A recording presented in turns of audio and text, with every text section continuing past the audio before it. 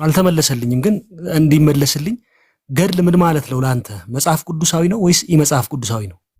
ዲፋይን አድርግልኝ። ዋት ዳዝ ኢት ሚን ገድል በፕሮቴስታንቱ ዓለም? አሁን ቅድም ሳነሳ አስተውለህ ሰምተህ ከሆነ ለምሳሌ ገድል ላይ ታሪኮች አሉ ብያለሁ። ገድል ማለት ታሪክ ማለት ነው። አይ ቆይ ስማኛ፣ በደንብ ከሰማኝ ታገኘኛለህ ሐሳቤ። ገድል ላይ ታሪኮች አሉ። ምን አይነት ታሪኮች? ለምሳሌ የኢትዮጵያ ታሪክም ታሪክ ተብሎ ይጠራል። ምን አይነት ታሪኮች ናቸው እንደዚህ አይነት ገድል ላይ ያሉት ታሪኮች? ሰዎቹ በምን አይነት ሁኔታ አለፉ የሚልን ሐሳብ ያነሳል። ሰዎቹ ከየት መጡ፣ ምን አይነት ሰዎች ነበሩ፣ ቤተሰቦቻቸውን እና እንዴት ኖሩ የሚለውን ይናገራል። ከዛ ተአምራቶችን ያነሳል ገድል። ሁለተኛው እሱ። ሶስተኛ ስለ ዘላለም ሕይወት ይናገራሉ። ገድል መጽሐፍ ቅዱሳዊ ነው። መጽሐፍ ቅዱስ ላይ ስለ እግዚአብሔር የተጋደሉ ሰዎች አሉ። መጽሐፍ ቅዱስ ላይ ስለ እግዚአብሔር የተጋደሉ ሰዎች እናንተ ገድል ከምትሏቸው ጋር ፍጹም የሚገናኙ አይደለም። ለምን ካልከኝ፣ ለምሳሌ አንዱ ለአሕዛብ ሐዋርያ ሆኖ የተላከው ቅዱስ ጳውሎስ ስለ ገድል መልካሙን ገድል እንደተጋደለ ይናገራል። የቅዱስ ጳውሎስ ገድል ምንድነው? ስለ ክርስቶስ ኢየሱስ መኖር ነበረ። ሰዎች ሁሉ ወደ እግዚአብሔር ሐሳብ እንዲመጡ በክርስቶስ ኢየሱስ በማመን የዘላለም ሕይወት እንዲያገኙ በአሕዛብ ሁሉ እየዞረ ወንጌል ይሰብክ ነበር። ይሄ ነው የጳውሎስ መጋደል ማለት ነው። ለዚህም ደግሞ ከእግዚአብሔር ዘንድ ዋጋ አለኝ ብሎ ደግሞ ሲናገር እንመለከታለን። ስለ አገልግሎቱ እግዚአብሔር እንደሚከፍለው ሲናገር እንመለከታለን። አሁን በዚህ ሐሳብ ውስጥ በጳውሎስ አማካኝነት የዘላለም ሕይወት ታገኛላችሁ የሚል ሐሳብ የለም። በጳውሎስ ተጋድሎ በኩል በጳውሎስ እንደዚህ በማድረጉ በኩል የዘላለም ሕይወት ታገኛላችሁ የሚል መጽሐፍ ቅዱስ ከነዚህ መጽሐፍቶች የምንቃወመው ምን አልኩ ቅድም? ታሪኩን አይደለም ብያለሁ። እኔ አሁን ተክለ ሃይማኖት በዚህ ዓመተ ምህረት ተወለደ፣ ከእንትና ተወለደ፣ እንደዚህ አካባቢ ኖረ የሚል ቢሆን እዛ መጽሐፍ ላይ አንቃወምም። በቃ ታሪክ ነው እሱ። ቀጥሎ ተአምራቶች አሉ። እንደው ተአምር ከአእምሮ በላይ እንኳን ቢሆን ችግር የለብንም። ተአምር ነው፣ በቃ ተአምር ነው። የኛ ትልቁ ጥያቄ ምንድነው? በእነዚህ ሰዎች አማካኝነት የዘላለም ሕይወት ይገኛል የሚል መጽሐፉ ላይ ተጽፏል። ይሄ መጽሐፍ ቅዱሳዊ አይደለም። ይሄን በጣም በጣም በጣም አጽንኦት ሰጥተን እንቃወማለን። አንተ ባነሳው ላይ ልምጣ። አሁን ባልከው መጨረሻው የዘላለም ሕይወት ነገረ ዘላለማዊ ሕይወት ላይ ነው ልዩነት ያነሳውና ሁለቱ ታሪካት ተአምራት ላይ ልዩነት የለንም።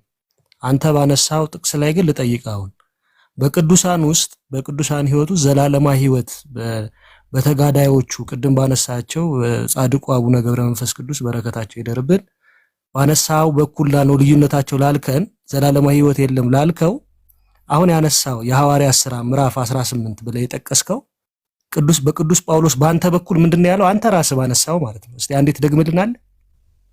ወንጌልን እንዲሰብክ እንዲናገር ሲናገሩ እንመለከታለን። ወንጌልን አይደለም ብዙ ቅድም ያልከውን በለው። አሁን ወንጌልን ሳይሆን ሙሉን አንብቦ እስቲ ቅድም ባልከው መንገድ።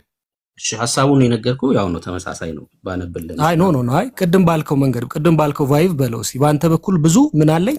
ይኸው ላንብብል። ጌታም ሌሊት በራእይ ጳውሎስን እኔ ከአንተ ጋር ነኝ፣ ማንም ክፉ ሊያደርግብህ የሚነሳ የለምና አትፍራ፣ ነገር ግን ተናገር ዝምም አትበል። ተናገር ዝምም አትበል ማለት ወንጌሉም ማለት ነው። ተናገር እያለ ቀጥል፣ አታብራራው፣ ቀጥል። ጠይቃ አታብራራ እንዴት ይሆናል? በዚህ ከተማ ብዙ ሕዝብ አሉኝና አለው። ሰው ጳውሎስን ዝም አትበል፣ ተናገር፣ አትፍራ፣ እኔ ከአንተ ጋር ነኝ፣ ብዙ ሕዝብ አለኝና የሚድኑ ሰዎች አሉ፣ ተናገር እያለው ነው። በማ በኩል ነው የሚድኑት? ጳውሎስ የሚናገረው ስለ ክርስቶስ ኢየሱስ ስለሆነ ክርስቶስን በማ በኩል በጳውሎስ በኩል ነው አይደል የተናገረ ያለው? በአንተ በኩል ብዙ ሰዎች አሉኝ አሕዛብ አይደለም ነው? አዎ ቅድምም ብያለሁ መሰለ የሐዋርያት ሥራ ነው። አይ ቅድም ሳይሆን እዚህ ላይ አሁን በጳውሎስ በኩል በአንተ በኩል ምን ማለት ነው? የሐዋርያት የሰማኝ ነው አንዴ ይቅርታ ትልቁ ችግር ብሰማኝ አትጠይቀኝም ነበር ይሄን ጥያቄ። ምን እያልክ ነው? እግዚአብሔር በጳውሎስ እጅ ድንቅና ታምራትን ያደርግ ነበር። አዎ እግዚአብሔር በሐዋርያቱ በኩል ይሰራ ነበር ማለት ነው። ይሄው የምንመለስኩት ጳውሎስ ወንጌሉን ይዞ ይወጣል፣ እግዚአብሔር በዛ ውስጥ በጳውሎስ ይሰራል ማለት ነው። ታዲያ በአቡነ ገብረ መንፈስ ቅዱስ በኩል በአቡነ ተክለ ሃይማኖት በኩል ሲሆን ለምን ይገርማል? በጳውሎስ በኩል የሰራ አምላክ በአቡነ ገብረ መንፈስ ቅዱስ አይሰራም? ለምን መሰለ? ልዩነቱን ላሳይ። በጣም ቀላል ነው። ተክለ ሃይማኖት በነበረበት ዘመን የእግዚአብሔርን ሐሳብ ወይ ደግሞ ልጁ ክርስቶስ ኢየሱስን በመስበክ ሰዎች በዚህ ወንጌል ወደ እግዚአብሔር ቢመጡ እኛ አንቃወምም። ይሄማ እግዚአብሔር ሐሳብ ነው። እና ወዴት ሄዱ ታዲያ? አዎ በደንብ ስማ፣ ልዩነቱን ላሳይ። ሰዎቹ ባደረጉት ድርጊት የነሱን ድርጊት በማመን ነው ሰው እንዲድን። ለምሳሌ አቦ አልኩክ 100 ዓመት ባህር ውስጥ ተዘቀዘቀ። ዘን ባህር ውስጥ 100 ዓመት የተዘቀዘቀው ለምንድን ነው? የኢትዮጵያን ሁሉ ህዝብ ለማስማር ነው። ይሄ ነው መጽሐፍ ቅዱስ ያለው ነው። ጳውሎስ ወንጌል ተሰብኮ ነው ሰዎች ወደ እግዚአብሔር የሚመጡት። የሚሰሙት ማንን ነው? ኢየሱስን ነው። ኢየሱስን ተቀብለው ነው። የአቦስ 100 ዓመት ባህር ውስጥ ተዘቅዝቆ በመዘግዘቁ ምክንያት 100 ዓመት የኢትዮጵያ ህዝብ ሲማር ነው የምናገኘው። የምንቃወመው ነው። አየህ፣ እሺ ጥያቄ አለኝ። አንድ ይቅርታ ልጠይቅ፣ ይቅርታ እንዲገባኝ ነው፣ ክሊር አድርገን እንለፍ ብዬ ነው። ልጨርስልሽ። ጳውሎስ በጾምና በጸሎቱ አይደለም ሰዎች ወደ ጌታ የመጡት፣ በስብከቱ ነው። አየህ፣ ልዩነቱ እሱ ነው። በስብከቱ ነው። በጳውሎስ የሆነ ዓመት ድረስ በአንድ እግር ቆሞ በመጸለዩ አይደለም ሰዎች የእግዚአብሔር የሆኑት፣ በወንጌሉ ነው። ልዩነቱ ይሄ ነው። ለዛ ነው የምንቃወመው። እሺ አሁን አንተ ባልከው መሰረት ቅዱሳን ጸልየው በትምህርት ነው፣ ቅዱስ ጳውሎስ ጸልዮ ሳይሆን በትምህርት ነው የለወጣቸው ወይም አህዛብን የመለሰው ብለኛል። አንዱ ፓርት ነው፣ ያስማማናል። አንዱ ወይ ነው ብዬ ነው የማስበው። ለምሳሌ ሙሴ መጽሐፍ ቅዱስ እንደሚለው ታላቁ ሊቀ ነቢያት ሙሴ በእስራኤላውያንና በእግዚአብሔር መካከል ባይቆም ኖሮ ይህን ሁሉ ህዝብ ከምታጠፋ እኔን ከህይወት መጽሐፍ ሰርዘኝ፣ ወንጌል አይደለም የሰበከው፣ ህዝቡን ከምታጠፋ እኔን አጥፋኝ ብሎ ለምኗል። አባታችን አቡነ ገብረ መንፈስ ቅዱስ ክብራቸው ከፍ ይበልና እሳቸው ደግሞ በዘመኑ ባሉበት ጸጋ ልዩ ልዩ ነውና ጸልየው ህዝብ አስማሩ። የሙሴ በእንደዚህ መንገድ ከታየ የአቡነ ገብረ መንፈስ ቅዱስ ለምን ይከብዳል ነው ጥያቄ። አሁን አንተ በወንጌል ብቻ ነው በስብከት ብቻ ነው በቅዱስ ጳውሎስ ይሄን ያደረገው ብለህኛልና አሁን ሙሴ ይሄንን አድርጓል። በዚህ ታምናለህ አይደል? የመጽሐፍ ቅዱሳዊ ማስረጃ ነው የምሰጠ። ለመልስ እየተዘጋጀው ነው፣ እስክጨርስ እየጠበቅኩ ነው። ለምንድን ነው የነዚህ የጻድቃኑ ጉዳይ የሚገርመው ነው? እሺ ቀጥል። የመጀመሪያው ነገር ተክለ ሃይማኖትም ሆነ አቦ ጸልየው ያስማሩት ህዝብ የለም። ስለ ዘላለም ህይወት ነው። እነዚህ የእናንተ ገድላት መጽሐፍት ስለ ዘላለም ህይወት ነው የሚያወሩት። በእነሱ መጋደል የዘላለም ህይወት እንደሚገኝ ነው የሚናገረው። አላለም። የቱ ጋር እስቲ አምጣ። በእነሱ መጋደል ብቻ የሚል አምጣ። በእነሱ ገድል ብቻ የዘላለም ህይወት ይገኛል የሚል ማስረጃ እስቲ አምጣ። አሳያለሁ። አንዴ ልመልስልና አሳያለሁ። በጣም ቀላል እኮ ነው የተናገርኩት ነገር። ያ ያልተባለ ነው ያልከው። እነሱ የክርስቶስ አርበኛ ናቸው አላሉም። በእኔ ገድል ብቻ ነው ዓለም የሚድነው ያለ ጻድቅ የለም። አምጣ። በእኔ ገድል ብቻ ነው የሚል አሳያለሁ አልኩህ እኮ። አሳያለሁ፣ ከገድሉ ላይ ወጥቼ አሳያለሁ። ሚስ ኢንተርፕሪት አድርገዋል ልፈልጌ ነው እኮ። አሳያለሁ፣ ልጨርስ እንጂ ሐሳቡን አሳያለሁ።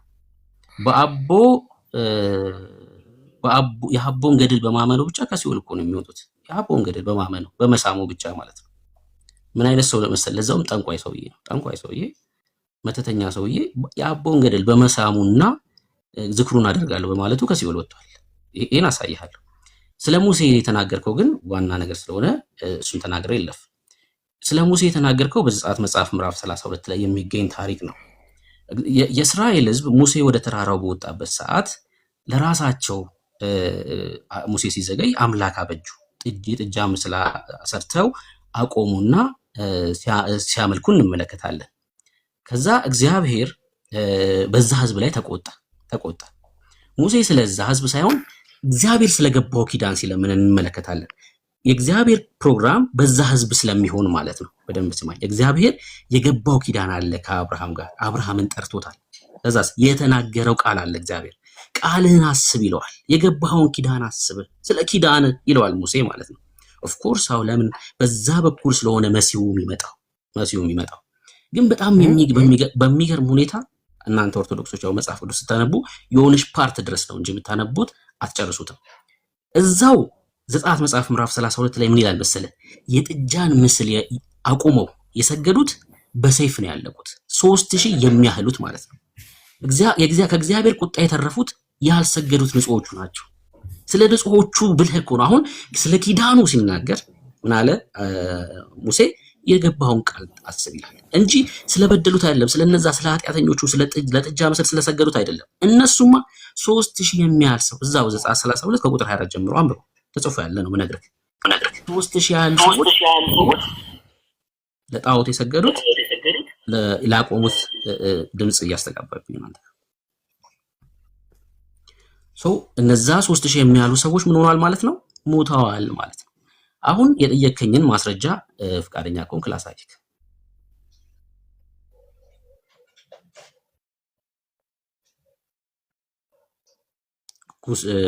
ኩሲ የጠየከኝን ማስረጃ ፍቃደኛ ከሆንክ ላሳይ ይችላል። እየሰሙ ቀጥል። ላሳይሽ። ኤርሚያ ተገባለ እንዴ? ያቦ ገድል ይቅርታ፣ አሁን ባነሳው ላይ ኦሪት ዘጸአት ምዕራፍ 32 ላይ አሁን ካልከው ሐሳብ በጣም የተቃረነ እኔ ላንብብልህ። አሁን ያልተግባባነው ነገር ስላለ ማለት ነው። ይኸው መጽሐፉን እያነበብኩት ነው እኔ ከምዕራፍ 11 ጀማን ነው ከ32 11 ኦሪት ዘጸአት ምዕራፍ 32 11 ቃል ኪዳን የአብርሃም ቃል ኪዳን ምናምን ብለህ ታነሳለህ፣ ግን እዚህ ላይ የለም። በቃ የእግዚአብሔርን ርህራሄና ምህረት ብቻ እንደሚለምን ነው የሚያሳየን። እየሰማኝ ነው ብሩክ? በሚገባው ችግር የለውም እና ማንበብ እንችላለን። እንዲህ ነው የሚለው፣ እኔ ላንብበው ለአንተ እንትን እንዳልከው። ኦሪት ዘጸአት ምዕራፍ 32 ቁጥር 11 ጀምሮ እንዲህ ይላል። ሙሴም በእግዚአብሔር በአምላኩ ፊት ጸለየ አለም፣ አቤቱ በቁጣህ በታላቅ ኃይልና በጽኑ እጅ ከግብፅ ምድር ባወጣኸው በሕዝብ ላይ ስለምን ተቃጠለ? ግብፃውያንስ በተራራ መካከል ሊገድሏቸው ከምድርም ፊት ሊያጠፏቸው ለክፋት አወጣቸው ብለው ስለምን ይናገራሉ? ከመዓትህ ተመለስ፣ ለሕዝብም በክፋታቸው ላይ ራራ። በክፋታቸው ላይ ራራ which means ማራቸው ማለት ነው። አዎ ልክ ነው። ዘራቸውን እንደ ሰማይ ከዋክብት አበዛለሁ፣ ይህችንም የተናገርኩትን ምድር ሁሉ ለዘራቸው ሰጣቸዋለሁ፣ ለዘላለም ይወርሷታል ብለህ በራስህ የማልኸውን ባሪያዎችህን አስብ ይላል። የመጀመሪያው ፖይንት ግን ራራ ነው። ግልጽ ነው አባባል። አሁን አንተ ከኮቨናንት ጋር ዲፈረንስ ለማምጣት ከሌሎቹ ይሄ የተለየ ነው ብለህ ለማንሳት ነው ያነሳው፣ ግን አንተ ስፔኩሌትድ ባረከው መንገድ አይደለም። እኔ በዛ ልዩነት ስላለኝ ምን መሰለህ፣ ያው እንግዲህ ግላዊ ለሚመች ማስረጃ ግላዊ አካሄድ ነው የሄድክበት ነው። that is not real። በቃ ቃሉ የሚለው ይሄ ነው። የምልጃ ስራ ነው የሰራው አብርሃም ማን ሙሴ። ይሰማኛል ድምጼ? ይሰማል ድምጼ? ለኔ ይሰማኝ። እሺ የሚሰማ ከሆነ ሙሴ አልለመነም እያልኩ አይደለም እኮ። ስለዚህ ጠፉ ምናምን ያልከኝም ደግሞ እዚህ ጋር የለም። እሺ ቀጥል አልኩ እኮ ስለማታነቡ ነው ብያለሁ። አሁን ይሄ ኖ አረ መጽሐፍ ቅዱስን እኮ ለእናንተ የሰጠነው እኮ ኦርቶዶክሳውያንን ምን ነው ትላንት የመጣ ሃይማኖት እኮ ነው። ተው እንጂ ችግሩ ምንድነው? ትላንት መተህ ስለ መጽሐፍ ቅዱስ 3000 ዓመት የነበራትን ቤተክርስቲያን ትናገራለህ። እንደው ማፈር የለም። 3000 ዓመት የሞላትን ቤተክርስቲያን አለ ወንድም። እሺ ችግር የለውም። 3000 ዓመት የሞላትን ቤተክርስቲያን ኩሲ አሁን 10000 ቦታ ከምትረግ የጀመራችሁትን ሐሳብ ጨርሱ። ይቅርታ እኔና ብሩክ ነው እያወራን ያለን።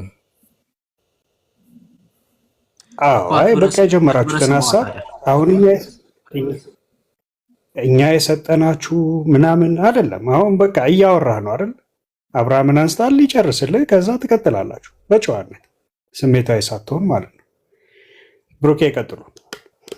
እሺ ምንድነው መሰለህ፣ እናንተም ሰጣችሁን ሚስተር ኤክስ ዋናው ነገር የተቀበልነውን ወደ ለህይወታችን አድርገነዋል። በቃ አንዳንድ ሰዎች ላፕቶፕ ተሸካሚዎች አሉ፣ በቃ ተሸክመው የሚኖሩ ማለት ነው። አንዳንድ ሰዎች ደግሞ በላፕቶፑ የሚገለገሉ አሉ። አንዳንዶቹ አይፎን 17 የሚሸከሙ አሉ፣ አንዳንዶቹ ደግሞ የሚጠቀሙበት አሉ። አሁን ችግሩ ምንድነው? መስጠት ላይ አይደለም ቁም ነገሩ፣ መጠቀም ላይ ነው። የተሰጠንን ተቀብለን ህይወት ሆኖልናል። እኛ ተባረኩ። እንኳን ሰጣችሁን ተቀብለነው እኛ ምን አድርገነዋል? ለህይወታችን አድርገነዋል። ክብር ለኢየሱስ ይሁን። እንግዲህ እዚህ ክፍል ላይ የተናገርኩት እውነት ነው። ምንድነው ብሎ የተናገረው ሙሴ? ኪዳንን አስብ ነው። በነገራችን ላይ የአብርሃም የይስሐቅና የያዕቆብ ስም ሲጠራ ሁሌም ማሰብ ያለባችሁ ዘጸአት መጽሐፍ ምዕራፍ 3 ላይ እግዚአብሔር ሙሴን ሲልከው ማላከኝ ልበላቸው ብሎ ሲጠይቅ ሙሴ እግዚአብሔር እንደዚህ ይለዋል። ይህ በጣም ትልቅ ነገር ነው። እሺ የአብርሃም የይስሐቅና የያዕቆብ ስም በተደጋጋሚ ሲጠራ ስትመለከቱ በመጽሐፍ ቅዱስ ኪዳን ስላለ ነው። ሙሴ እንደዚህ ይላል፣ ተመልከቱ። ቁጥር 13 ላይ ሙሴም እግዚአብሔርን እነሆ እኔ ወደ እስራኤል ልጆች በመጣሁ ጊዜ የአባቶቻችሁ አምላክ ወደ እናንተ ላከኝ ባልኩ ጊዜ ስሙስ ማን ነው ባሉኝ ጊዜ ምን እላቸዋለሁ አለ ሙሴ ጠየቀ። እግዚአብሔርም በዛ በቁጥቋጦ ውስጥ ያገኘው እግዚአብሔር ማለት ነው ሙሴን ያለና ያስተጋባል ያለና የሚኖር እኔ ነኝ አለው። እንዲህ ለእስራኤል ልጆች ያለና የሚኖር ወደ እናንተ ላከኝ ትላለህ አለው። ቀጥሎስ ቁጥር 15 እግዚአብሔርም ደግሞ ሙሴን አለው ለእስራኤል ልጆች እንዲህ ትላለህ የአባቶቻችሁ አምላክ የአብርሃም አምላክ የይስሐቅ አምላክ የያዕቆብ አምላክ እግዚአብሔር ወደ እናንተ ላከኝ፣ ይህ ለዘላለሙ ስሜ ነው ይላል። እስከ ልጅ ልጅ ድረስ መታሰቢያዬ ይህ ነው። ምን መታሰቢያዬ? አየ ሙሴ ገብቶታል።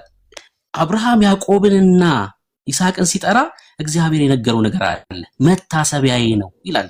ለምን? ኪዳን ስላለ ነው። ስለ ኮቨናንት እያወራን ያለው ይሄን ለማለት ነው። አሁን የጠየቀውን የገድሉን ሐሳብ ላሳይክ። ካሜራ ልክፈት፣ ትልቁ ላይ ልሆንና የምንቃወመውን ሐሳብ ላሳይክ። ከገድላቶችን ስንቃወም ይሄን ነው የምንቃወመው። ይሄው ገድለ አቡነ ገብረ መንፈስ ቅዱስ በግዕዝ በአማርኛ የታተመው የመድረክ ከብድ አቡነ ገብረ መንፈስ ቅዱስ አንድነት ገዳምና የዝቋላ ደብረ ከዋክብት ገብረ መንፈስ ቅዱስ አንድነት ገዳም እያሳተሙት ነው። እሺ ይሄው የገዳሙ ማህተም።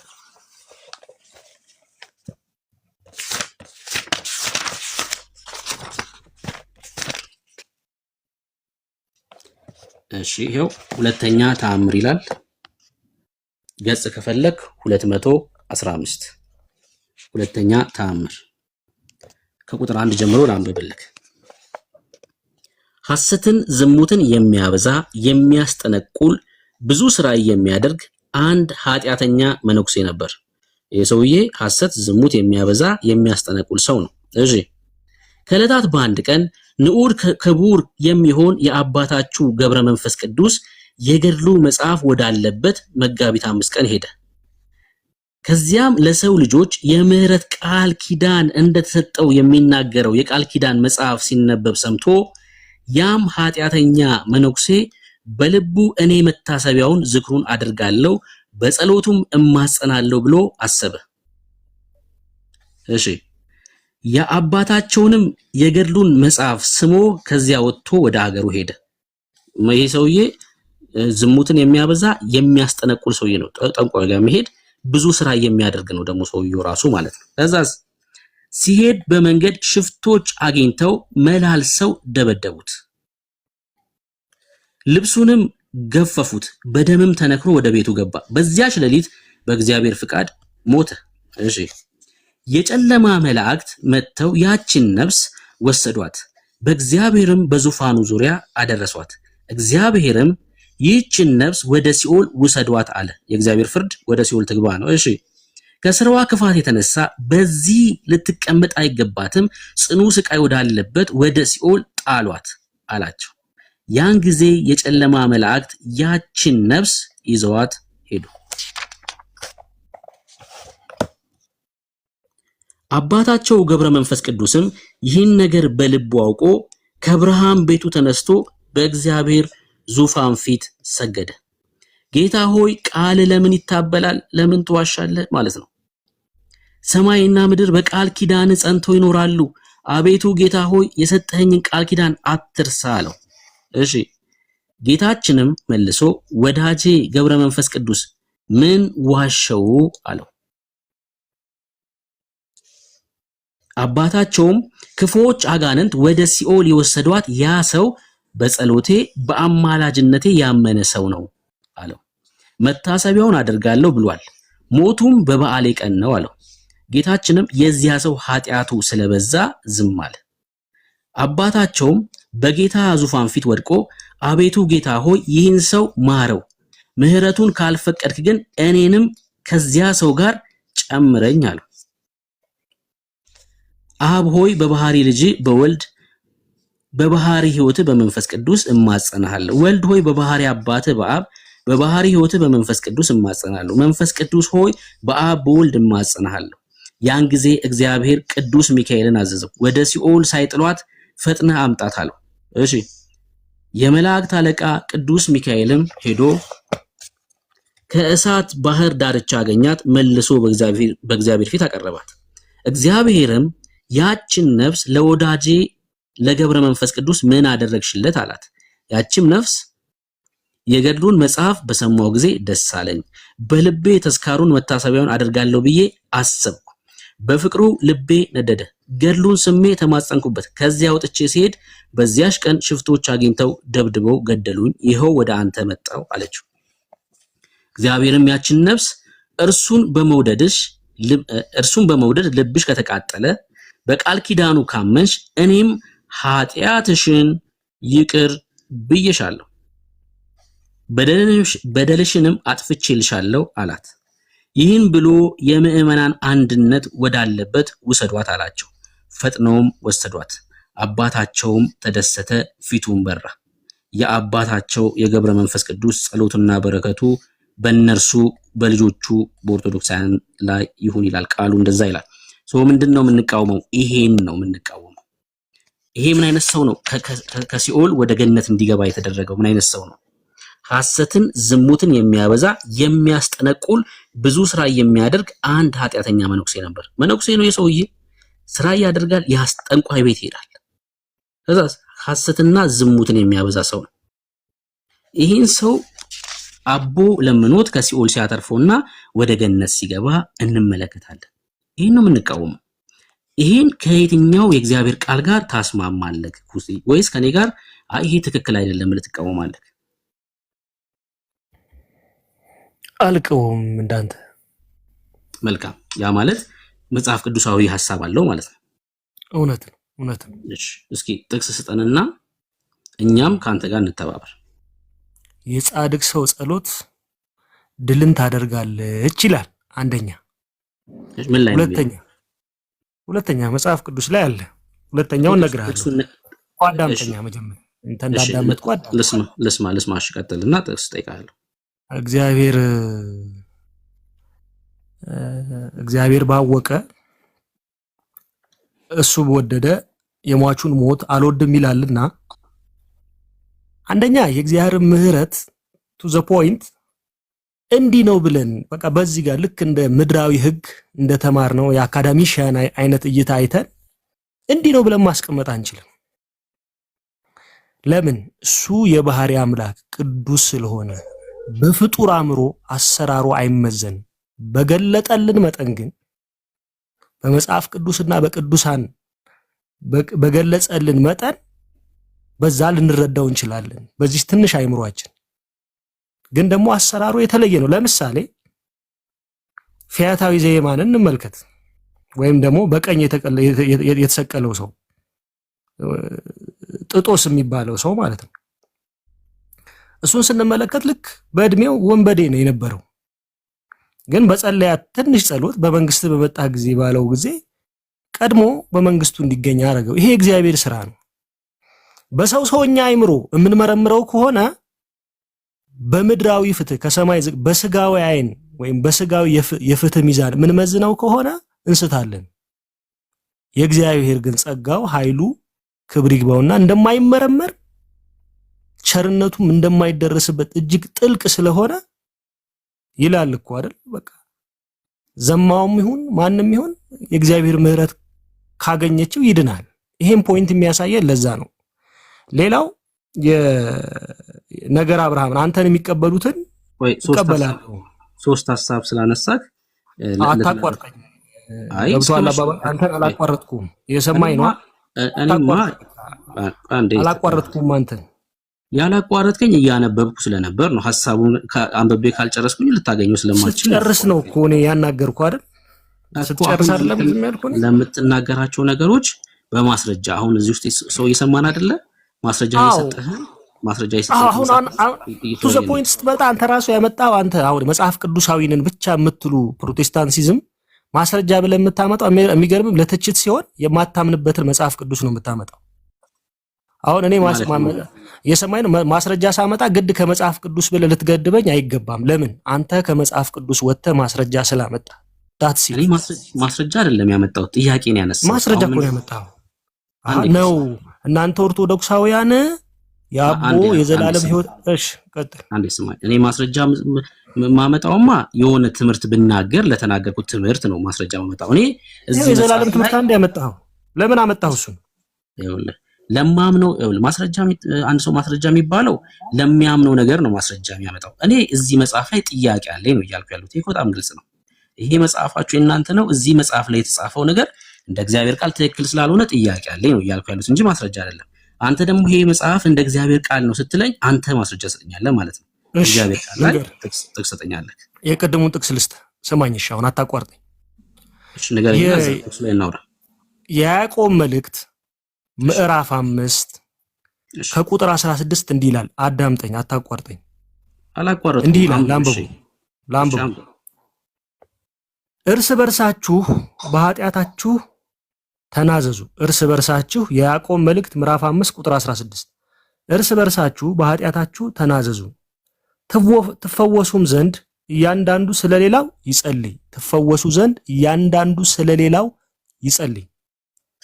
የጻድቅ ሰው ጸሎት በስራዋ እጅግ ኃይል ታደርጋለች። የጻድቅ ሰው ጸሎት በስራዋ እጅግ ኃይል ታደርጋለች። ይሄ የጌታ ወንድም የተባለው ቅዱስ ያዕቆብ የጻፈው ነው። የጻድቅ ሰው ጸሎት ኃይል ታደርጋለች ያልኩት ይሄው ማስረጃ ይሄ ነው። እሺ እናውራ። እዚሁ ክፍል ላይ አይደል ጥያቄን እንጠያየቅ። ኖ አሁን የምናነሳው ምን መሰል፣ አንተ ለአንተ ማስረጃ ሳቀርብልህ ከመጽሐፍ ቅዱስ አምጣ ትለኛለህ። አንድ አንተ ማታምን አዳምጥ፣ እኔ ብቻ ልናገር አትበል። አንተ የማታምንበትን እንደ ኤቪደንስ አርገህ ታስገባዋለህ። ገባህ ብለህ አባባል ማስረጃ ብለህ የጠቀስከው ጥቅስ ላይ እናውራበት። ቀጥል። እናውራበት። አሁን ይሄ ማስረጃ ነው ስላልክ ክፍሉ አንተ እንዳልከው ለሞተ ሰውዬ ኖ ማስረጃ ነው ሳይሆን ቅድም በነገርኩ የጻድቅ ሰው ጸሎት ኃይል ታደርጋለች ስል አምጣ ጥቅስ አልከኝ። በጥቅስ ስለምታምኑ እናንተ ይኸውላችሁ፣ የሚገርመኝ መጽሐፍ ቅዱስ የተጻፈው አንድ የወረደ ነገር አይደለም፣ ግን ስፔሲፊካሊ የጥቅስ ስለሆናችሁ ቁንጽላዊ ስለሆነ ሐሳባችሁ ጥቅስ አምጣ ትለኛለህ። ይሄው ማስረጃ መጣሁልህ። ቀጥል። ኢየሱስ ክርስቶስ ከድንግል ማርያም ተወለደ ብዬ ያመንኩት በእግዚአብሔር ቃል ላይ ተጽፎ ስለተገኘ ነው። ለዛ ነው ኮፒ። አሁን ወደ ሌላ ርዕስ አታምጣ። አሁን በዚህ ርዕስ ላይ እናውራ። ቀጥል። ስማኝ። አይ ጥቅስ ለምን እንደምንገባ እኮ ስማኛ፣ እያወራሁ ነው። አሁን ይሄ መጽሐፍ ቅዱስ ላይ ባይሆን ኖሮ የመጽሐፍ ቅዱስ ጥቅስ ባይሆን ኖሮ እርግጠኛ ነኝ የምልህ የላችሁም ብለህ ኦርቶዶክሳውያን ከመጽሐፍ ቅዱስ ምናምን ብለህ ትል ነበር። ግን አይገርምም? እግዚአብሔር ይመስገን መጽሐፍ ቅዱስ ላይ ተቀመጠ። ቀጥል። እሺ ሐሳቡ ላይ እናውራ። ግን በቃ ተረጋጋ ወንድም አለ። እንደዚህ ይላል። አሁን እቺ ተረጋጋ የምትለው ቃል ቀጥልሽ። ተረጋጋ ያልኩህ እኮ በቃ እንድንወያይ ነው፣ ሌላ አይደለም። እሺ እንደዚህ ይላል። ይኸውልህ ቁጥር 14 ሐሳቡን በደንብ እንድታገኘው። ከቁጥር 13 ጀምሮ እናንብበው። ከናንተ መከራን የሚቀበል ማንም ቢኖር እርሱ ይጸልይ፣ ደስ የሚለው ማንም ቢኖር እርሱ ይዘምር። ከናንተ የታመመ ማንም ቢኖር የቤተ ክርስቲያን ሽማግሌዎችን ወደ እርሱ ይጥራ፣ በጌታም ስም እርሱን ዘይት ቀብተው ይጸልዩለት። አሁን በቤተ ክርስቲያን መካከል ስላለ ህብረት ነው አይደል ይሄ እየተናገረ ያለው? በህይወት ያሉ ሰዎች አንዱ ቢታመም የኔ ጥቅስ ነው፣ አታብራራ። ያንተን ስታነሳ ነው ያላብራራው። ጥያቄ ነው የጠየቅኩህ እኮ፣ እያብራራው አይደለም። ጥያቄ ነው የጠየቅኩህ። ይሄ ማለት አልኩህ፣ ጥያቄ ነው የጠየቅኩህ። በቤተ ክርስቲያን መካከል አንዱ ቢታመም ከቤተ ክርስቲያን ሽማግሌዎች ጠርቶ እንዲጸልይለት እያዘዘ ነው አይደል ያለው?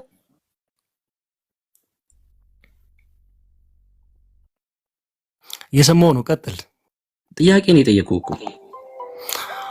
አዎ ይሄ የኔ ጥቅስ ነው። የኔ ጥቅስ እስከሆነ ድረስ አንተ ልታብራራ አትችልም። በዲያሎግ ህግ ጥያቄ ነው የጠየቅኩህ። የአንዱን ኤቪደንስ ወስደህ ኖ የዲ ኤቪደንስ ወስደህ የኔ ኤቪደንስ ነው ይሄ ጥቅስ አምጣ አልከኝ፣ ገለጽኩልህ። የማብራራት ስልጣኑ የኔ ነው። አንተ ገድል ስታብራራ የኛ ገድል ነው አላልኩም። ስለዚህ ጥያቄ ነው፣ እኔ አላብራራሁም። አትጠይቀኝ። የኔ ጥቅስ ነው ይሄ፣ የኔ ጥቅስ ነው። ለምን ጠይቀኛለህ? ማጠይቀኝ ከሆነ ለምን ትገባለህ ታዲያ? ወዳጄ ማጠይቀኝ ከሆነ እኮ አጠይቀኝ የምትለኝ ከሆነ አንተ አሁን የፈለግከው ምን እንደሆነ ታውቃለህ? ልንገርህ። እኔ ምን መሰለህ ሐሳብህ ከአንተ ሐሳብ ውጪ ነው የመጽሐፍ ቅዱስ ጥቅሱ ብለህ ምን መሰለህ ፎልሲፋይ ልታደርገው ነው። አይ እኮ እንደዛ ነው። አይሆንም። እኔ ደግሞ እኔ ላብራራው። የኔ ጥቅስ ስለሆነ ማለት ነው። እየጠየቅኩ ነው እኮ ለምን መሰለህ የጠቀስከውን ጥቅስ አወጣ ነው አውዱ ምን እንደሚል መረዳት ስላለብን ጥያቄ እየጠየቅኩ ነው ያለሁት።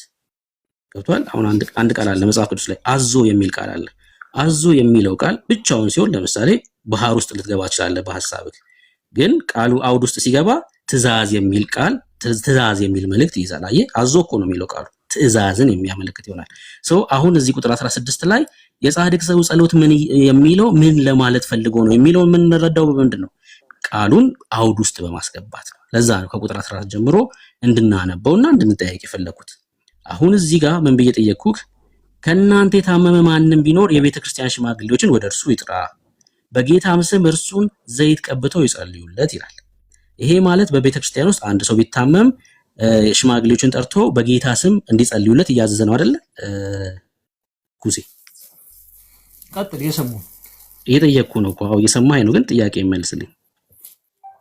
ጨርስና ሐሳብህን የኔን ሐሳብ አንተና አላለሁ አጠይ በቃ ሐሳብህ ይሄ አንተ ያነሳው ጥቅስ ልክ አይደለም በለኝ። ከዛ እኔ ደግሞ የራሴን ሐሳብ ላቅርብ። መልካም ጥያቄ መጠየቅ ካልፈለግ እንግዲህ ይሄ ክፍል ምን እያለ እንደሆነ አብራራና ከሌላ ሰው ጋር እንቀጥላለን ማለት ነው። ማትመልስልን ከሆነ ውይይት ስለማይሆን ማለት ነው። ውይይት ስለማይሆን እንግዲህ ያዕቆብ ምን እያለን ነው? በምዕራፍ 5 ላይ ወንድም እህቶች በቤተ ክርስቲያን መካከል አንዱ ቢታመም አንዱ ቢቸገር የሆነ ነገር ቢደርስበት የቤተ ክርስቲያን ሽማግሌዎች ወደ እርሱ ጠርቶ ምን እንዲያደርጉለት በጌታ ስም እንዲጸልዩለት ዘይት እንዲቀቡት ይናገራል። የጌታ ስም ተአምርን ስለሚያደርግ የእምነት ጸሎት ድውዩን ያድናል። የታመመውን ሰውዬ ማለት እዛስ ጌታም ያስነሳዋል። ክብር ለኢየሱስ ይሁን። ኃጢአትም ሰርቶ እንደሆነ ይሰረይለታል። ዮሐንስ ወንጌል መጽሐፍ ምዕራፍ 5 ከ38 ዓመት ጀምሮ ያልጋ ቁራኛ የነበረውን ሰው ጌታ እንዳትበድል ይለዋል። ከዚህ በኋላ ኃጢአትን እንዳታደርግ ይለዋል። እና እንሄዳለን ከፈላጋችሁ። ኃጢአትም ሰርቶ እንደሆነ ይሰረይለታል። እርስ በርሳችሁ በኃጢአታችሁ ተናዘዙ ትፈወሱ ዘንድ እያንዳንዱ ስለሌላው ይጸልይ። ይሄማ የቤተክርስቲያን መልእክት እኮ የጻድቅ ሰው ጸሎት ያስተጋባል። እሺ ይቅርታ። የጻድቅ ሰው ጸሎት በስራዋ እጅግ ኃይልን ታደርጋለች። አሜን። አዎ እውነት ነው። ለምን እግዚአብሔር ክርስቶስ ኢየሱስ አለን በዮሐንስ ወንጌል መጽሐፍ ምዕራፍ 14 ቁጥር 12 ላይ እንደዚህ ብሎ ነግሮናል። ዮሐንስ ይሄን ክፍል ሳልናገር ማለፍ የለብኝም። ዮሐንስ 14:12 ላይ ኢየሱስ እንደዚህ አለን።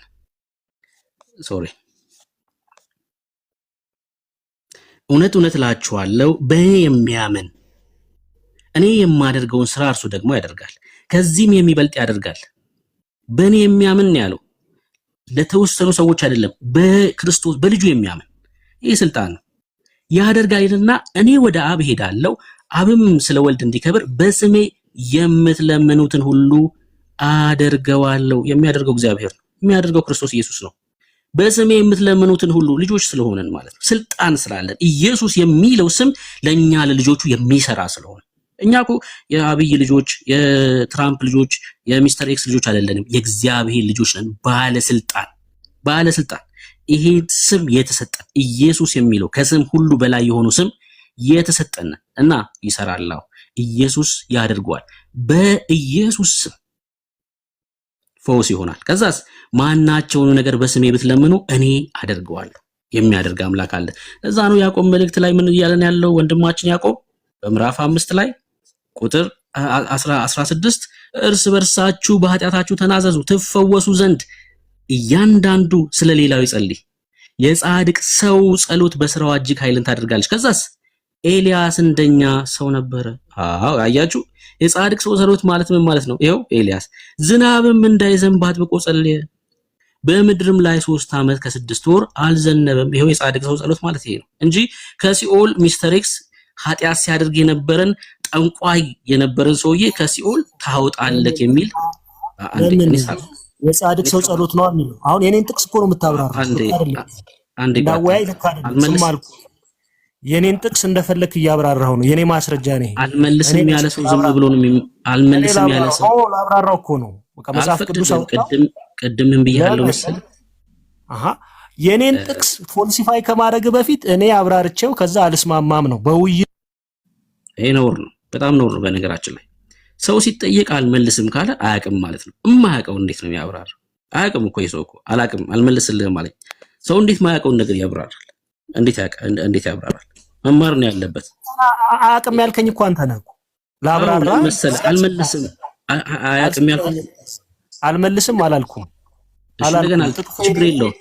ሰው እኮ ስለማውቀው ነው ያነሳሁት አይደል? አንተ አሁን ገድለ መንፈስ ቅዱስ የማታውቀውን ጥቅስ ብድግ አድርገህ የማታውቀውን መጽሐፍ ብድግ አድርገህ ትንሽ ነገር በገባህ ነገር ተናገርክ፣ ዝም አልኩኝ። የኔን ጥቅስ ደግሞ ፌር አይደለም ነው። ምን አደረኩኝ መሰለ? የአቦን ገድል አነሳውና የተጻፈውን አንብቤ ይሄ እንደ እግዚአብሔር ቃል እውነት ነው ወይ ብዬ ስጠይቅ አዎ ብለህ ይሄን ጥቅስ ጠቀስክ። ይኸው እዚህ ጥቅስ ላይ እናውራ እያልኩ ነው። አሁንም ድጋሜ ልጠይቅህ፣ ችግር የለውም። ከእናንተ የታመመ ማንም ቢኖር የቤተ ክርስቲያን ሽማግሌዎችን ወደ እርሱ ይጥራ፣ በጌታም ስም እርሱን ዘይት ቀብተው ይጸልዩ። እዚህ ክፍል ላይ በክርስቲያኖች መካከል አንዱ ቢታመም የቤተ ክርስቲያን ሽማግሌዎችን ይጥራ ነው እያለ ያለው አይደል? ልክ ነው። ልክ ነህ። አሁን በዚህ ሰዓት ይሄ ጥቅስ አቦን የሚመለከት አይደለም ማለት ነው። ምክንያቱም ልጠራው አንተ አልክ እሱን ላመጣ ነው እኮ ልጠራው ይችላል። አቦን ስም አይደለም እኮ አንተ አሁን ያነሳው ያሉት አቡየ ገብረ መንፈስ ቅዱስ ጻድቅ ናቸው። እኛ ጸሎታቸው እንዴት ድል አረገ? ያዕቆብ ባለው መሰረት የጻድቅ ሰው ጸሎት ኃይልን ታደርጋለች ነው። ምንድነው ያልኩ መሰለ? እሺ የቤተ ክርስቲያን ሽማግሌዎች ወደ እርሱ ይጥራ ይላል። ያ ማለት እሱ ስለመም ነው የሚለው። ዝቅ 16 ላይ 16 ወደ ላይ ከፍ ብላ አታንብብ። በቃ እሱ ስለመም ነው የሚያወራው። ተስማማን። ያመመው ሰው የቤተ ክርስቲያን ሽማግሌዎችን ጠርቶ ጸሎት ያርጉለት ያስማማናል። እኛ ቤትም አለ። እዚሁ ጋር እኮ እየጨረስን ነው። እኔ እያልኩ ያለሁት ግን የጻድቅ ሰው ጸሎት ኃይልን ታደርጋለች። this is the point። እንሄዳለን እሱ ጋር እየጨረስን እንሄድ ነው። አሁን አውድ ስላለው መጽሐፍ አሁን ያነሳው ሐሳብና ከ16 ጋር አይገናኝም። በቃ እሱን ተረዳይ። መጽሐፍ ቅዱስ ማለት የሆኑ ሰዎች እርሻ ማለት አይደለም። የፈለግነውን ከሆነ ክፍል አውጥተን ከአውድ ውጭ እንድንጠቀምበት አይፈቅድም መጽሐፍ ቅዱስ። እዚህ ክፍል ላይ ያንተ አውድ ማን ነው ልክ ያደረገው ነው?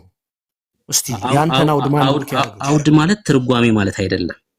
አውድ ምን ማለት ነው?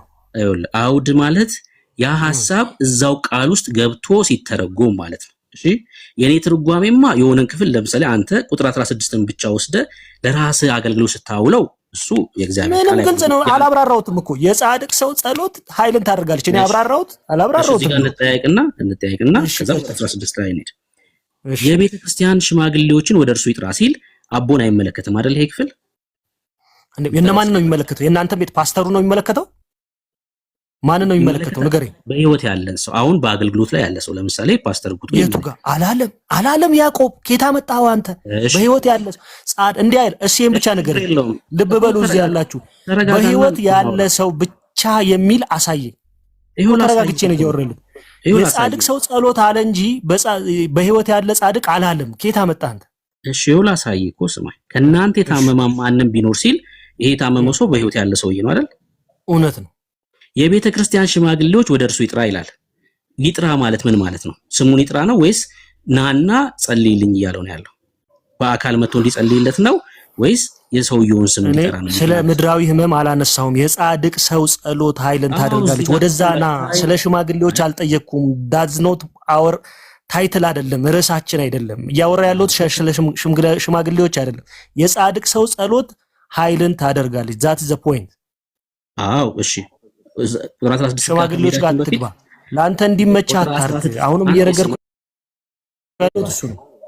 አንዴ ስማኝ። ቁጥር 16 ጋር ያለውን ሐሳብ የምትረዳው በአውዱ ሲሆን ነው ስላልኩክ።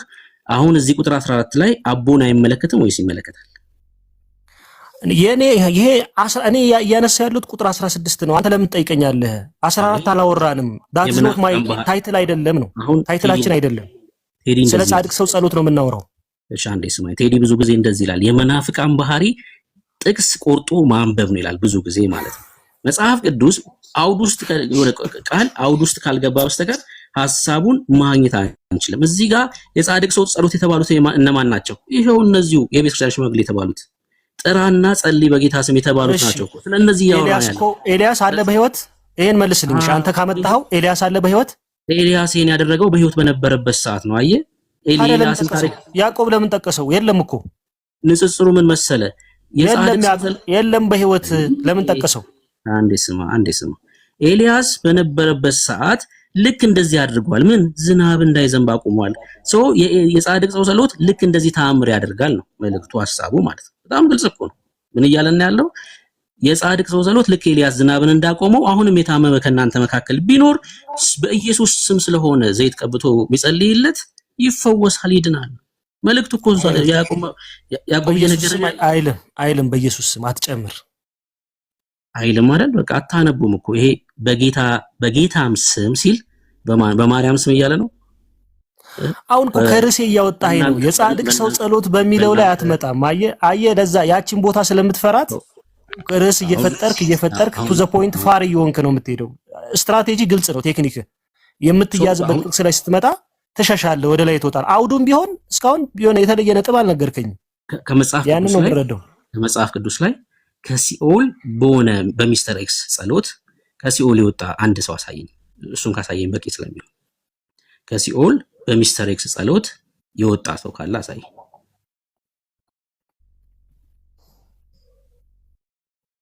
እኔ እያልኩ ያለሁት 16ን እንድታብራራልኝ ነው። በጸሎት ከሲኦል የወጣ አንድ ነፍስ ካለ እየጠየቅኩ ያለሁት አንተ የፈለግከውን ጥያቄ እንድትጠይቀኝ ሳይሆን ይሄ የኔ ጥቅስ ነው። የያዕቆብ መልእክት ምዕራፍ 5 ቁጥር 16 ምን ይላል? አስረዳኝ። ምን ማለት ነው? ይሄ ነው የኔ ጥያቄ። ቀደም ጀምሮ ይሄን ክፍል ምን ማለት ነው? ልዩነት ይኑረን፣ እሱ ያስማማናል። ወደ አንተ መምጣት ወደ አንተ በፈለግከው መንገድ በተሳሳተ መንገድ አልመጣም። እኔ እየጠየቅኩ ያለሁት የጻድቅ ሰው ጸሎት ኃይልን ያደርጋል ምን ማለት ነው? አብራራልኝ። እሱ ምን ያልኩ እኔ የኔ መንገድ የሚባል ነገር የለኝም። የእግዚአብሔርን ሐሳብ ነው የምናገረው። ለእግዚአብሔር ቃል ታምኜ ክፍሉ ምን እያለ እንደሆነ ለመናገር ስናገር ነበረ፣ የክፍሉን ሐሳብ ማለት ነው። ስለዚህም እግዚአብሔር ይመስገን አንተ አለመቀበል መብት ነው። ምክንያቱም ደግሞ የተቀበልነው መንፈስ ልዩነት ስላለው ነው። እውነት ነው። በደንብ ልዩነት አለ። ለእግዚአብሔር ቃል አሁን ጥሩ ነገር ተናገርክ። በደንብ ልዩነት አለ። የእግዚአብሔር ቃል የሚያዘውን የሚቀበሉ የእግዚአብሔር የሆኑት የእግዚአብሔር መንፈስ የተቀበሉ ናቸው። ስለ ፍጡራን ደግሞ ሊሞግቱ ሚስተር ኤክስ ከሲኦል በሚስተር ኤክስ ጸሎት ወጥቷል ብሎ አንድ ሰው ሊሞግት ከመጣ ክርስቲያን አይደለም። ያ ሰውዬ አስረግጬ ነው የምነግራችሁ፣ ክርስቲያን አይደለም። በጣም እኮ የሚያሳዝነኝ ቅድም ያነሳው የአብርሃም ኮቨነንት ራሱ አንተን የሚቀበል እኔን ይቀበላል፣ አንተን የሚባርክ እኔን ይባርካል ብሎ ቃል የተገባላቸው ፍጡር ነው እኮ አብርሃም ፍጡር አይደለም? እስኪ ያሳየኝ የት ጋር ነው እንደዛ የተባለው? እስኪ ያሳየኝ። እንግዲህ አሁን ይሄን ጥቅስ አታውቀውም? አንተን የሚቀበል አንተን የሚባርኩትን እባርካለሁ አይደል? ቃል አልገባለትም? እንደዛ እኮ አሁን እንደዛ እኔው አይደለም እንዴ? እሱ ጴንጤ ጋር ነው የመጣው ወዳጅ እኮ አሁን ከምናወራው ነገር ጋር እንደው ጴንጤ ምን ነው በጣም ከሚያሳዝነኝ ነገር ቢኖር ጴንጤ ነውና እንዲህ አታክብደው ጴንጤን። እኔ ነገርኩ እኔ ቀጥልሽ የብሬ ነው። ጴንጤ ማለት የእግዚአብሔር ሕዝብ ነው። በጣም ነው የምኮራው የክርስቶስ ስለሆነ። መናፍቅ ማለት ነው። ጳውሎስ ምን በሐዋርያት ሥራ መጽሐፍ ምዕራፍ 24 ላይ አይሁዳውያን ከሰሱት ማለት ነው። ከሰው ፊልክስ የተባለ ጠበቃ ነው እንደውም የከሰሰው፣ አቆሙት ማለት ነው። ምን ብለው እንደከሰሱት ታውቃለህ? ይሄን ጥቅስማ ማሳየት አለብኝ። ከዛ ከቢኒ ጋር ትቀጥላለች ወንድማችን ኩሴ። በሐዋርያት ሥራ መጽሐፍ ምዕራፍ 24 ላይ ጳውሎስ ተከሰሰ፣ በፍርድ አቆሙት። የተከሰሰው ለምን መሰላችሁ? ኢየሱስ የሚል ስም ብቻ አበዛ ጳውሎስ። በጣም አበዛው ጳውሎስ ራሱ። ኢየሱስ ብቻ ነው የሚለው ተመልከቱ። ከ5 ቀንም በኋላ ሊቀ ካህናት ሐናንያ ከሽማግሌዎችና ጠርጠሉስ ከሚሉት ከአንድ ጠበቃ ጋር ወረደ። እነርሱም ስለ ጳውሎስ ለአገረ ገዢ አመለከቱ። ተመልከቱ። በተጠራም ጊዜ ጠርጠሉስ ይከሰው ዘንድ ጀመረ። እንዲህም አለ፣ ክቡር ፊልክስ ሆይ፣ አገረ ገዡ በአንተ በኩል ብዙ ሰላም ስለምናገኝ ለዚህ ሕዝብ በሐሳብ በየነገሩ በየስፍራው መልካም መሻሻል ስለሚሆንለት በፍጹም ምስጋና እናቀርባለን። በቃ አገዛዝ ጥሩ ነው። ነገር ግን እሺ እጅግ እንዳላቆይ በቸርነት ባጭሩ ትሰማ ዘንድ ለምንሃል። ይህ ሰው ይላል ስለ ጳውሎስ ሲናገር በሽታ ሆኖ ኢየሱስ ነው የሚለው በዓለም ባሉት አይሁድ ሁሉ ሁከት ሲያስነሳ የመናፍቃን የናዝራውያን ወገን መሪ ሆኖ አግኝተነዋል። ይህ ሰው በሽታ ሆኖ በዓለም ባሉት አይሁድ ሁሉ ሁከት ሲያስነሳ የመናፍቃን ይላል። አዎ ኢየሱስ ብቻ ከተባለ ኢየሱስ ብቻውን ያድናል የሚል ሰው በሃይማኖተኞች ዘንድ ወይ ደግሞ የዚህ ዓለም መንፈስ በሚሰራባቸው ዘንድ መናፍቅ የሚል ስም ይሰጠዋል። ለምን መሰላችሁ? ለተቀበሉት መንፈስ ስለማይስማማ ነው። ኢየሱስ ስትል ስፖንጅ አይደለም የምትወረውረው፣ ድንጋይ ነው የምትወረውረው። የተቀበለው መንፈስ የሚፈነክት ነው ኢየሱስ ስትል። እኔ ተክለ ሃይማኖት ዝር ብዬ ብናገር ኩሲ አይቃወመኝም። ለምን? ለተቀበለው መንፈስ ስፖንጅ እየወረወርኩኝ ስለሆነ አይፈነክተው፣ አይጎዳውም። ተስማሚ የሆነ መንፈስ ነው። በማርያም በኩል ምናምን ብዬ ብናገር ኩሲ ያጨበጭብልኛል።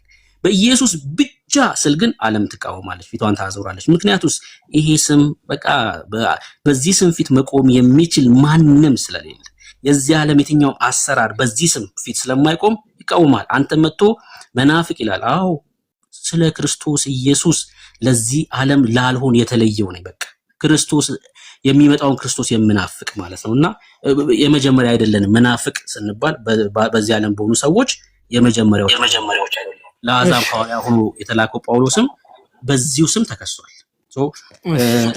እኔ ሐሳብ ላንሳሽ። አሁን ሰማው አንተ እኛ ብዙ ጊዜ የነገረ ቅዱሳን የእመቤታችን ነገር ሲነሳ ከግንዱ ነው ወይ የምንጀምረው? እነዚህ ቅዱሳን የከበሩት እኮ የመረጣቸው እኮ እግዚአብሔር። እኛ መርጠናቸው ቢሆን አው ያስከስሳል። አሁን በረከት እንዳጣመመው ብሩክ የተባለው እንዳጣመመው እውነት ነው፣ ሰዎች ናቸው። ቅዱስ ጊዮርጊስ፣ አባታችን አቡነ ተክለ ሃይማኖት፣ አቡነ ገብረ መንፈስ ቅዱስ ሰዎች ናቸው የተፈጠሩ። ነገር ግን ከሰው የሚለያቸው እግዚአብሔር የመረጣቸው ቅዱስ ጳውሎስ እንዳለው በሁለተኛ ጢሞቴዎስ ምዕራፍ 4 ቁጥር 6 ጀምሮ እንደተናገረው ሰናይ ገድል የተጋደሉ ሃይማኖታቸውን የጠበቁ ሩጫቸውን የፈጸሙ ቅሩበ እግዚአብሔር ቅዱሳን የእመቤታችን ደግሞ ክብር ይለያያል። እነዚህ ሁሉ የከበሩት ግን በማን ነው? በጌታችን በአምላካችን በመድኃኒታችን በኢየሱስ ክርስቶስ ነው። ፕሮቴስታንቱ ነገረ ክርስቶስ ላይ ያለው አመለካከት ምንድነው ካላችሁ እሱ እንዳስቀመጠው አንደኛ መናፍቅ ለምንድን ነው የምንላቸው ፕሮቴስታንቶቹ? አንድ ጥቅስ ላንሳ። ቅዱስ ጳውሎስ በሁለተኛ ጢሞቴዎስ ምዕራፍ 3 ቁጥር 5 ላይ እንዲህ ይላል፣ የአምልኮት መልክ አላቸው ኃይሉን ግን ክደዋል፣ ከነዚህ ደግሞ ራቅ። የአምልኮት መልክ አላቸው፣ ጌታ ጌታ ይላሉ፣ ጌታ ሆይ የሚለኝ መንግስተ ሰማያት አይወርስም እንደተባለ የአምልኮት መልክ መናፍቅ ተብለናል። ራሳቸውን ከጳውሎስ ጋር ለማመሳሰል ከዛ ትልቅ አባት ጋር ያላለውን ያላስተማረውን ይነሳሉ። ከዛ አኳያ መናፍቅ እንላቸዋለን። እኛ የተከበረውን የጌቶች ጌታ የነገስታት ንጉስ የአማልክት አምላክ የፍጥረታት ሁሉ ባለቤት የሆነ የቤተ ክርስቲያን ራስ የሆነውን ክርስቶስን እንሰብካለን። እኛ ቤታችን በኪዳኗ በቅዳሴዋ አምላክነቱን ነው የምናነሳው፣ ኃያልነቱን ነው የምናነሳው፣ ክብር በሱ መሆኑን ነው የምናነሳው፣ ስልጣን የሱ መሆኑን ነው የምናነሳው። ማንም በማይደርስበት ብርሃን የሚኖር አምላክ ነው፣ ሰው የሆነ አምላክ። መካከለኛ ሲለው መጽሐፍ ሰውነት አምላክነት ያለው ማለት ነው። እናንተ ደግሞ ምን ትሉታላችሁ? ሎቱ ስብሐት ክብር ይግባውና አማላጃችን ነው። እንዲህ ለዛ ነው ከፍሎ የሚያምን ነው ፕሮቴስታንት መናፍቅ ነው የምንለው። ሌላ የአበውን ትምህርት አይቀበልም፣ እንደ ግል ይተረጉማል፣ ስፔኩሌሽን ይበዛዋል። ትላንትና የተፈጠረ ሃይማኖት ነው፣ ከሉተር ከተባለ ሰው የመጣ ሃይማኖት ነው። ለዛ ነው መናፍቅ የምንለው። ሌላ ሚስጥራት የለውም፣ ክህነት የለውም፣ ህይወት የለውም። ፕሮቴስታንት የተባለ ሃይማኖት በአዳራሽ ውስጥ የሚቀር ሃይማኖት ነው፣ ብዙዎች የጠፉበት። እኛ ግን ክህነቱ አለን፣ እኛ ጥምቀቱ አለን፣ እኛ ሚስጥሩ አለን። እኛ ዮሐንስ ወንጌል ምዕራፍ 6 ላይ ስጋዬን የበላ ደሜን የጠጣ የዘላለም ህይወት አለው የተባለለት የክርስቶስ አማናዊ ስጋ ቅዱስ ደግሞ የሚፈተትበት የሐዋርያት እግር ያለበት የቅዱሳን ንብረት ያለበት ቅዱሳን የሚከበሩበት የስድብ አፍ የሌለበት ክርስቶስ ያከበራቸው የሚከበሩበት አቡነ ተክለ ሃይማኖት ክርስቶስ ያከበራቸው ነው። አንተ ተነስተ ዛሬ ብታቃልላቸው አንተ ትቀላል፣ እነሱማ ከብረው ሄደዋል። ድንግል ማርያም አቁራሪተ መዓት ነች፣ መዓት የምታርቅ ከፍጥረታት በላይ ከፈጣሪ በታች ነች። ዛሬም ንግስት ይላታል ቅዱስ ዳዊት። አንተ አፍን ብትከፍት ብታላቅቅ ለዘንዶ የስድብ አፍ ተሰጠው እንዳለው በራእይ 13 ላይ አንተ እንደዛ ትሆናለህ። ይህች ነች ኦርቶዶክስ፣ ይህች ነች ሃይማኖታችን የምንኮራባት የሰማያዊ መርከባችን ነች። ለዘላለም ትኖራለች አለች። አመሰግናለሁ። እሺ ያው በጥቅስ ስለማያወራ ወንድማችን የመጨረሻው ይሆናል ብዬ አስባለሁ። ይሄኛው በጥቅስ ካወራ ግን መቀጠል እንችላለን። እቺናቱ አይነት ፍቅር አለኝ። ደህና ደሩ ጨርሻለሁ። እኔ መስማት አልችልም። አሁን ከዚህ በኋላ የምናገረው መስማት ስለማልችል ምንም እንዳያሳስብ እኔ በመስባት ላይ ችግር የለም። እግዚአብሔር ይስጥልኝ ስለመሸ ነው። አይ በሰማ መልካም ነው ለህይወት ስለሚሆነ ማለት ነው። እቺ ናት ኦርቶዶክስ ለባለው እስማማለሁኝ። ምክንያቱስ መጽሐፍ ቅዱሳዊ ጥቅስ የሌላቸው ትምህርቶችን አሁን የነገረን ቅድም ጀምሮ ከጀመረ ጀምሮ እስኪያልቅ ድረስ የነገረን አንድም መጽሐፍ ቅዱሳዊ የሆነ ነገር አይደለም። ተመልከቱ። እቺ ናት ኦርቶዶክስ አለ። ኦፍ ኮርስ እስማማለሁኝ በዚህ መጽሐፍ ቅዱሳዊ ያልሆነ ትምህርቶች ያሉባት ማለቱ ነው። እንደ እግዚአብሔር ቃል ያልተነገሩ ትምህርቶች ያሉባት በሚገባ እስማማለሁ። ጌታ ሆይ የሚለኝ አለ ወንድማችን ኩሲክ እና ጌታ ሆይ ስለምትሉ የምትገቡ አይደላችሁም ለማለት ይሄን ጥቅስ ጠቀሰ። አሁን ይሄ የእግዚአብሔርን ቃል ያለ ማንበብ ነው። ክፍሉ ስለ ጴንጤዎች የሚናገር ነው፣ ስለ እግዚአብሔር ልጆች የሚናገር ነው። በጭራሽ አይደለም የሚናገር። ያው ምን ማለት ነው ትማራለህ ብዬ አስባለሁ። በማቴዎስ ወንጌል መጽሐፍ ምዕራፍ 7 ላይ እንደዚህ ይላል፣ የበግ ለምድ ለብሰው ከሚመጣባችሁ በውስጣቸው ግን ነጣቂ ተኩላዎች ከሆኑ ከሐሰተኞች ነቢያት ተጠንቀቁ። የበግ ለምድ የለበሱ ማንነታቸው ተኩላ ስለሆኑ ሰዎች ይናገራል። ከዛስ ከፍሬያቸው ታውቋቸዋላችሁ። ከእሾ ወይም ከኩርንችትስ በለስ ይለቀማልን? እንዲሁ መልካም ዛፍ ሁሉ መልካም ፍሬ ያደርጋል። ከዛስ ክፉ ዛፍም ክፉ ፍሬ ያደርጋል። መልካም ዛፍ ክፉ ፍሬን ማፍራት ወይም ክፉ ዛፍ መልካም ፍሬ ማፍራት አይቻለውም። እኛ እውነተኛው መልካም ዛፍ በሆነው በክርስቶስ ኢየሱስ ነው ያለነው። መልካም ፍሬ የማያደርግ ዛፍ ሁሉ ይቆረጣል፣ ወደ እሳትም ይጣላል። አዎ ተኩላ ስለሆኑ። ስለዚህ ከፍሬያቸው ታውቋቸዋላችሁ። በሰማያት ያለውን የአባቴን ፍቃድ የሚያደርግ እንጂ ጌታ ሆይ የሚለኝ ሁሉ መንግስት ሰማያት የሚገባ አይደለም። ማንኛውም ይቅርታ፣ ደህና ደርሽ ወንድሜ። እኔ በክብር ልውጣ። ሰላም ደሩ። ጥሩ ጊዜ ነበረን። እንደ ወንድማዊነት አመሰግናለሁ። ደህና ደሩ።